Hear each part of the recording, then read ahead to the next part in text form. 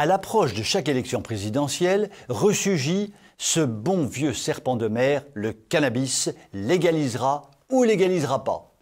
Ça pour sûr, mon beau monsieur, que comparé à la montée du chômage, à la succession des faillites, à l'explosion de la dette ou au scandale de l'immigration, c'est un problème fondamental, la légalisation du cannabis, qui mérite amplement réflexion. Si, je vous assure, croyez-moi, bon sang de bois, je suis même sûr que vous n'avez même pas imaginé toutes les implications du problème cannabis. Le hashish, la marijuana ou l'opium du peuple, quel que soit le joli petit nom qu'on leur donne, emploie aujourd'hui sur tout le territoire français des milliers d'honnêtes travailleurs clandestins qui travaillent en toute bonne foi dans l'illégalité et qui en ont bien besoin pour faire vivre leur famille. Jérôme Fourquet, dans son fameux ouvrage « L'archipel français », qui défrayait la chronique il y a peu, est formel. Le secteur du joint est l'un des premiers employeurs de France.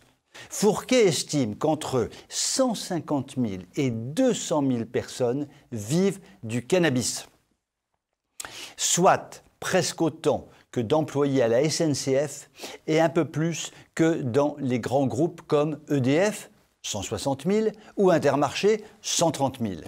Et oui, quand même. Les recettes annuelles du marché du cannabis sont estimées à environ 2 milliards d'euros. Et oui, quand même. Vous rendez-vous compte du bazar qu'on va mettre si on légalise tout ça? Et oui, quand même.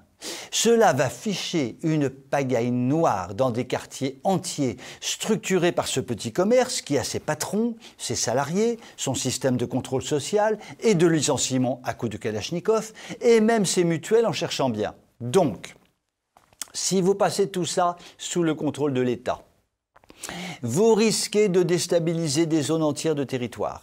Des zones qui, a priori, ne sont pas parmi les plus faciles à gérer dans notre bon vieux pays qui part en quenouille. Tiens, d'ailleurs, à propos de quenouille, et si l'on essayait de commercialiser un joint à la quenouille? Ça pourrait avoir du succès. Bon, revenons au cannabis. Même si le consommateur de cannabis appartient à des milieux socio-professionnels diversifiés et qu'on en trouve aussi dans l'ouest parisien et même en cherchant bien à Versailles, boulevard de la Reine ou bien place du Marché, il est évident que les lieux de production et de commerce sont plutôt du côté de Sarcelles et de Garges-les-Gonesse. Des coins un peu susceptibles qui n'aiment pas trop qu'on vienne les chatouiller de trop près, sauf à prendre le risque de se faire transformer en chair à quenouille. Concrètement, ça veut dire quoi?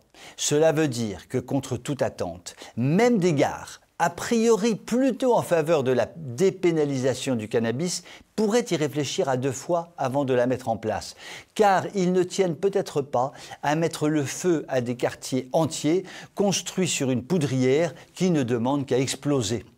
Tels sont les paradoxes de la politique politicardienne, politicienne, qui nous mène tout droit dans le trou. Je vous souhaite une très bonne soirée.